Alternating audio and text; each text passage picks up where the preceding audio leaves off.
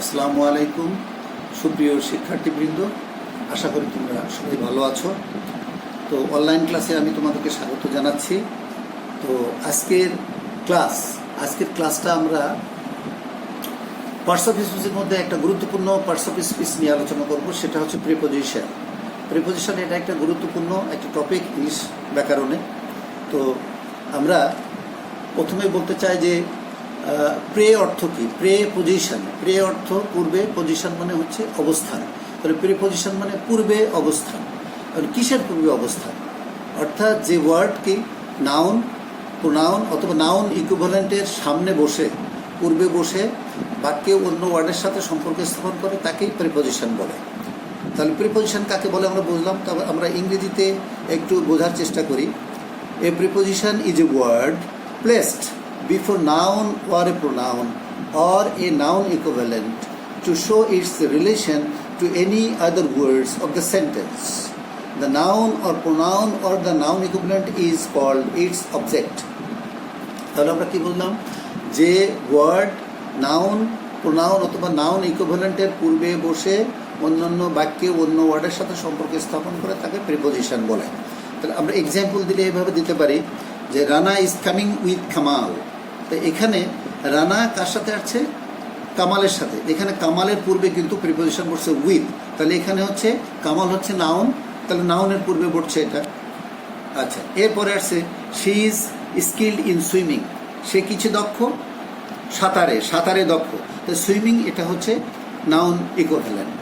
তাহলে এখানে swimming noun equivalent এবং তার পূর্বে ইন বসেছে, ইন হচ্ছে preposition. What do you think of him? তুমি তার সম্বন্ধে কি চিন্তা করো? What do you think of him? তাহলে এটা হচ্ছে হিমটা কি? এটা প্রোনাউন। তাহলে বিফোর প্রোনাউনের পূর্বে এখানে বসলো। তাহলে তিনটা এক্সাম্পল আমরা পেলাম যে নাউনের পূর্বে বসে, নাউন ইকুইভ্যালেন্ট এবং প্রোনাউন। তার এক্সাম্পল হলো এই তিনটাই দিয়ে দিলাম। যে Rana is coming with Kamal, এটা হচ্ছে নাউনের পূর্বে বসেছে। She is skill in swimming, এটা নাউন ইকুইভ্যালেন্টের পূর্বে বসেছে। আর what do you think of him, এটা হচ্ছে প্রোনাউনের পূর্বে বসেছে। তো আমরা একটা জিনিস দেখতে চাই প্রিপোজিশন বোঝার জন্য, এই জিনিসটা আমাদের একটু জানা প্রয়োজন। সেটা হলো এরকম যে বাংলা বিভক্তির সঙ্গে ইংরেজি প্রিপোজিশনের সম্পর্ক না শিখলে প্রিপোজিশন সম্পর্কে পরিষ্কার ধারণা হয় না।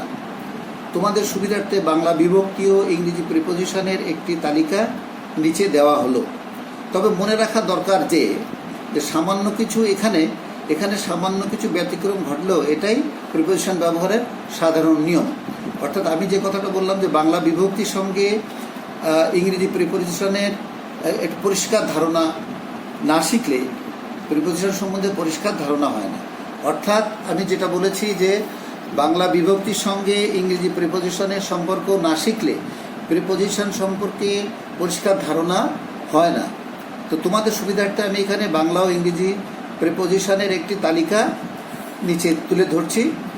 তবে তোমাদের মনে রাখতে হবে যে সামান্য কিছু হয়তো ব্যতিক্রম ঘটতেও পারে, তবে এটাই হচ্ছে প্রিপোজিশন ব্যবহারের সাধারণ নিয়ম। এখানে আমরা সবটা এইভাবে করেছি, প্রথমে বিভক্তি, পরে প্রিপোজিশন, পরে হচ্ছে এক্সাম্পলস। তো এখানে দেখো কর্তৃকারক আছে, কর্তৃকর্ম, করণ, অপাদান, অধিকরণ এবং কারক যেগুলো আছে সেইগুলো থেকে আমরা বিভক্তি। কর্তাই হচ্ছে প্রথমা বিভক্তি। এখানে প্রথমা বিভক্তি মানে হলো শূন্য বিভক্তি। সালাম ইজ এ বয়, এখানে কোনো প্রিপোজিশন নাই, নো প্রিপোজিশন হিয়ার, তাই না? সালাম ইজ এ বয়, এখানে কোনো প্রিপোজিশন আছে? নাই। So there is no preposition in this sentence, no preposition. তো কর্মে দ্বিতীয়া কে রে প্রতি, দেখো টু, প্রিপোজিশন এখানে হচ্ছে টু। দেখো the boy goes to school, তাহলে এখানে কি বোঝাচ্ছে? বালকটা স্কুলে যায়, তাহলে স্কুলের প্রতি বা দিকে। Another example, the book was given to Russell, বইটা কাকে দেওয়া হয়েছিল?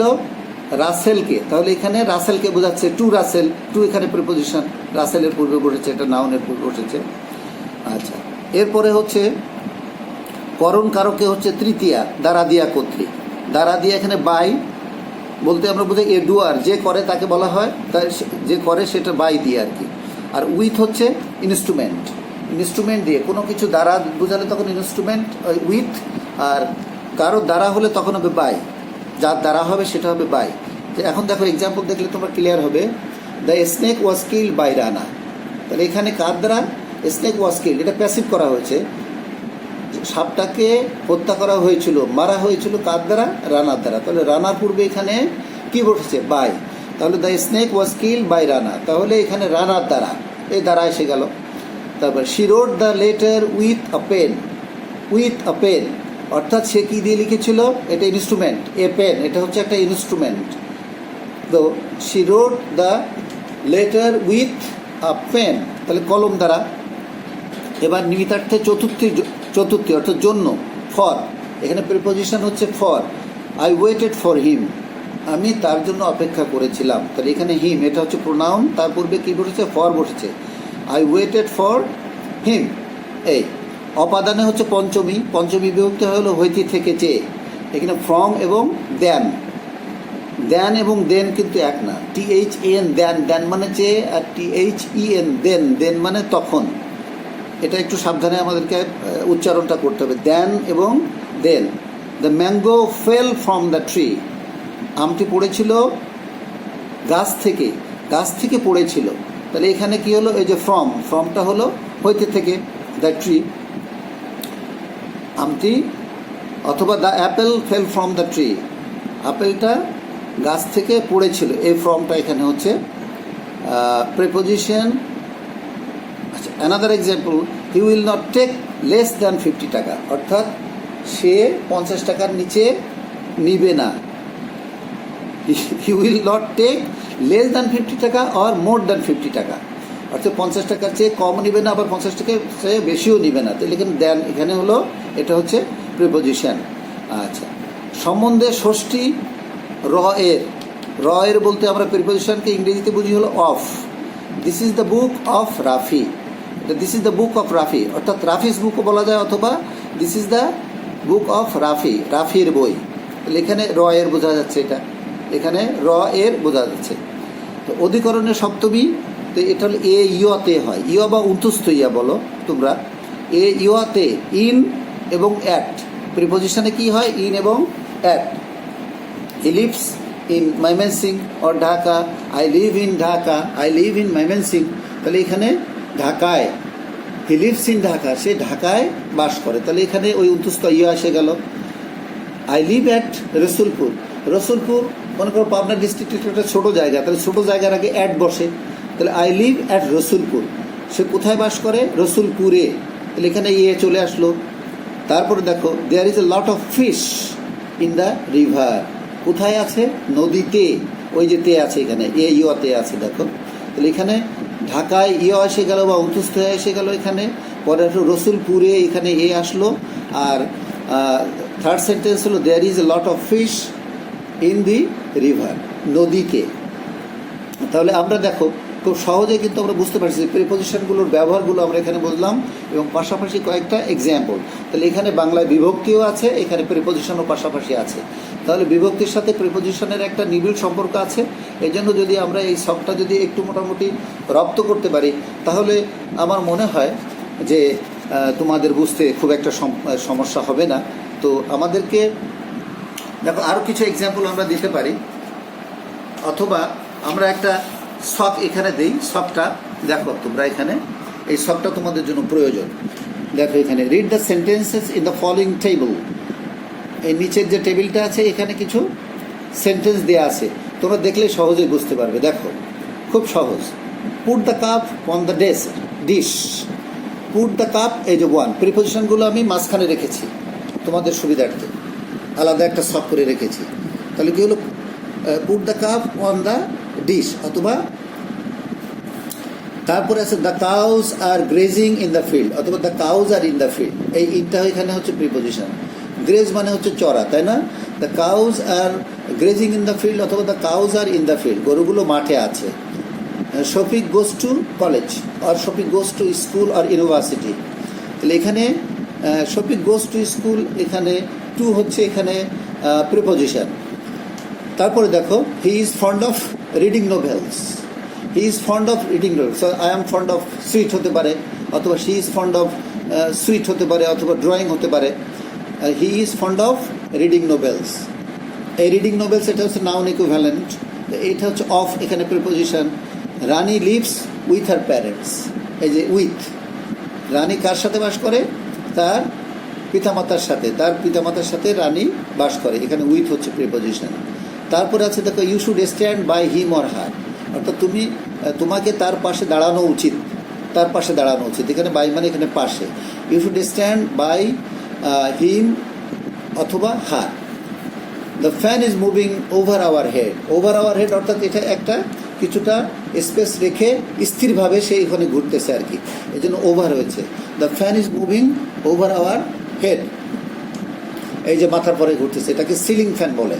সিলিং ফ্যান, সিলিং মানে তোমরা জানো তো না, সিলিং মানে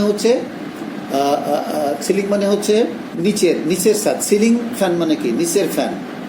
নিচের ছাদকে বলা হয় সিলিং, আর উপরের ছাদকে বলা হয়, উপরের অংশকে বলা হয় রুফ। রুফ মানে ছাদের উপরের অংশ, আর সিলিং মানে ছাদের নিচের অংশ। তো এখানে the fan is moving over our head, তাহলে কিছুটা স্পেস রেখে যে ফ্যানটা তোমাদের মাথার উপরে স্থিরভাবে ঘুরছে, এটা হলো over. The sky is above our head. Above অনেক দূরে, কিন্তু এটা স্থিরভাবে থাকবে, সেটা অনেক উপরে, কিন্তু যদি স্থিরভাবে থাকে তাহলে সেটা অ্যাভাব হবে। The sky is above our head, আমাদের মাথার উপরে আকাশ। I know nothing about him, আমি তার সম্বন্ধে কিছু জানি না। অ্যাবাউট এটা একটা প্রিপোজিশন। তো আমরা এখানে যে বাক্যগুলো উপরে আলোচনা করলাম, তো দেখো উপরের বাক্যগুলিতে on, in, to, of, with, by, over, above এবং অ্যাবাউট কিছু নাউন ইকুইভ্যালেন্ট বা প্রোনাউনের সঙ্গে বাক্য অন্য ওয়ার্ডের সম্পর্ক বুঝিয়ে দিচ্ছে, তাই এগুলি হচ্ছে প্রিপোজিশন। এখন আমি কয়েকটা প্রিপোজিশন কথা বলি, কয়েকটা প্রিপোজিশন নিয়ে আলোচনা করি। দেখো গুরুত্বপূর্ণ কয়েকটা প্রিপোজিশন দেখো আমি আলোচনা করছি, তুমি শোনো, একটু খেয়াল করে শুনলেই বুঝতে পারবে। দেখো, কোনো স্থানের এক প্রান্ত থেকে অন্য প্রান্তে শূন্য দিয়ে গেলে থ্রু ব্যবহৃত হয়, কিন্তু ভূমি দিয়ে গেলে অ্যাক্রস ব্যবহৃত হয়। এটা মনে রাখতে হবে যে কোনো স্থান থেকে এক প্রান্ত থেকে অন্য প্রান্তে যে শূন্য দিয়ে যায়, অর্থাৎ শূন্যের উপর দিয়ে যায়, তাহলে থ্রু হবে, আর ভূমি দিয়ে গেলে অ্যাক্রস। যেমন আমরা বলছি the birds flies through the room, উপর দিয়ে শূন্য দিয়ে উড়ে গেল। আচ্ছা, তাহলে এটা থ্রু হলো। Are the man goes across the forest, এটা হলো কের ভিতর দিয়ে, বনের মধ্য দিয়ে আড়াআড়ি চলে গেল, অ্যাক্রস। আচ্ছা, কোনো কিছুর সাথে যদি লেগে থাকে তাহলে ওয়ান হবে, অর্থাৎ সংলগ্ন থাকলে কি হবে? One. The mobile is on the table, আমরা এইভাবে বলতে। The pen is on the desk, এই। আচ্ছা, কোনো কিছুর উপর দিয়ে এবং শূন্য দিয়ে গতিতে উড়ে গেলে ওভার হয় এটা। The plane flies over our head, কোনো কিছুর উপর দিয়ে এবং শূন্য দিয়ে গতিতে উড়ে গেলে হবে ওভার, যেমন the plane flies over my head বা ওভার আওয়ার হেডস। কোনো কিছুর উপর কোনো কিছু স্থির থাকলে অ্যাবাভ হবে, যেমন the fan is above my head, এই যে একটু আগে যে সেন্টেন্সটা আমরা বললাম, the fan is moving over our head, এরকম। খাড়া উপর দিয়ে বোঝাতে আপ বসে, যেমন I go up stairs, stair মানে কি? সিঁড়ি। আচ্ছা, আবার খাড়া নিচের দিকে বুঝলে down, I go down stairs. আচ্ছা, তো আমরা দেখো ইন এর একটা ব্যবহার এখানে দেখো, ইন ভিতরে অর্থে ইন, যেমন my pen is in my drawer, অথবা দ্য স্থিতিকাল বোঝালে ইন হয়, যেমন the students are in the classroom. কিন্তু ইনটু হবে কখন? যেটা স্থিতি হবে না, অর্থাৎ একজন স্যার যদি ক্লাসের ভিতরে প্রবেশ করায় তাহলে দেখা যাবে সে 40 মিনিট ক্লাস নিয়ে তিনি আবার ক্লাস থেকে কিন্তু বের হবে, তাহলে হবে the teacher entered into the classroom. অর্থাৎ ইনটু হলো কেন? অর্থাৎ তিনি সেখানে নির্দিষ্ট একটা অল্প কিছু সময় থেকে এখান থেকে চলে আসবে, কিন্তু ব্যাপক সময় থাকবে না, এই জন্য ওখানে ইনটু রয়েছে। এই মাসের নাম, ঋতুর নাম বা সালের নামের আগে ইন বসে, যেমন I shall go in May. হ্যাঁ, এই। আচ্ছা, হি লিভস ইন ঢাকা। তারপরে দেখো, কোনো বিষয় বা ভাষায় বোঝাতে ইন বসে, যেমন হি রিডস ইন কেমিস্ট্রি। আর সংলগ্ন ওয়ানের ব্যবহার তো তোমাদের বললাম একটু আগে, the book is on the table, অথবা the mobile phone is on the desk. হ্যাঁ, এরকম। তারপর উপলক্ষ বোঝাতেও ওয়ান বসে, যেমন I presented you on your birthday, অর্থাৎ আমি তোমাকে তোমার জন্মদিনে কি করেছিলাম? উপহার দিয়েছিলাম। তারপর বারের নামের আগে কিন্তু ওয়ান বসে, যেমন we don't come on Saturday. Okay, আবার নির্দিষ্ট তারিখের পূর্বে ওয়ান বসে, যেমন our class started on the 20th April, এই আমরা কয়েকটা প্রিপোজিশন নিয়ে আলোচনা করলাম, আর পরবর্তী ক্লাসে আমরা এই বিষয়টা নিয়ে আরেকটা আলোচনা করবো, এবং পাশাপাশি আমরা অ্যাপ্রোপ্রিয়েট প্রিপোজিশন নিয়ে আলোচনা করে মোটামুটি আমরা প্রিপোজিশনটা শেষ করে দিব তোমাদের সুবিধার্থে। তো তোমাদের কাজ হলো, আমি যে টেবিলটা দিলাম, টেবিলটা একটু করা, তারপরে মনোযোগ সহকারে শেখা, আর বাংলা বিভক্তি এবং প্রিপোজিশনের ভিতরে যে একটা নিগুড় সম্পর্ক আছে, একটা টেবিল বা একটা ছকের আকারে আমি ছক আকারে দেখিয়ে দিলাম। এই এক্সাম্পলগুলো তোমরা ভালো করে শিখবে, এবং প্রিপোজিশন কাকে বলে এটাও আমাদের একটু ভালো করে জানতে হবে। তাহলে দেখা যাবে যে তোমরা মোটামুটি রপ্ত করতে পেরেছো, এবং প্রিপোজিশন সম্বন্ধে তোমার একটা ভালো আইডিয়া হবে। কারণ এই প্রিপোজিশন খুবই গুরুত্বপূর্ণ, কারণ এটা যে তোমরা যখন বড় হবে তখন দেখো যে বিভিন্ন ইন্টারভিউতে এই প্রিপোজিশন আসে।